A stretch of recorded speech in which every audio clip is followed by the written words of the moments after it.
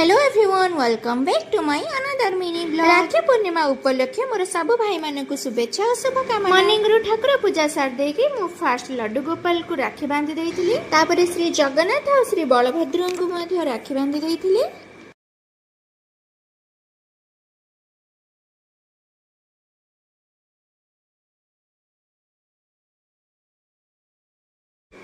ठाकुर को राखी बांधिबा परे आमे एठी खाई पकेलु पिठा मटर आलू तरकारी। खाइबार वीडियो रे तो सबुदिन मते देखिबा को पाउथिले, हेले आज टिके महाशय बाबू को देखि नियंती। खाइबा परे माउसर पुओ भाई को जाई कि मु राखी बांधि के आसली हेरी। राखी पूर्णिमा रो भाई भौणींकर संपर्क रे गोटे कविताटे मु कहूची। श्रावण मासर पूर्णिमा तिथि रे खुशीर लहरी खेले, भौणीटिए आज आनंद मनरे भाई हाथे राखी बांधे। स्नेह और आदर श्रद्धार ए सूता अतुट संपर्क गढ़े, भाईर मथरे चंदनर टीका भौणी सुआगे दिए। दीप थाली सजाई आरती से करे, दीर्घायु कामना करी भाई भी आज संकल्प निये, हे रक्षा करिब से हरि। हस खुशी आ मान अभिमान भाई भौणी मेले, एमिति ए स्नेह रही था सदा सारा जीवन रे। महाशय बाबू भी तांको भौणी हाथरू एठी राखी बांधि देले। आम ग्राम रे गम्मा पूर्णमी दिन माने राखी पूर्णिमा दिन काठी महाप्रभु बाहर की साई बुलंती।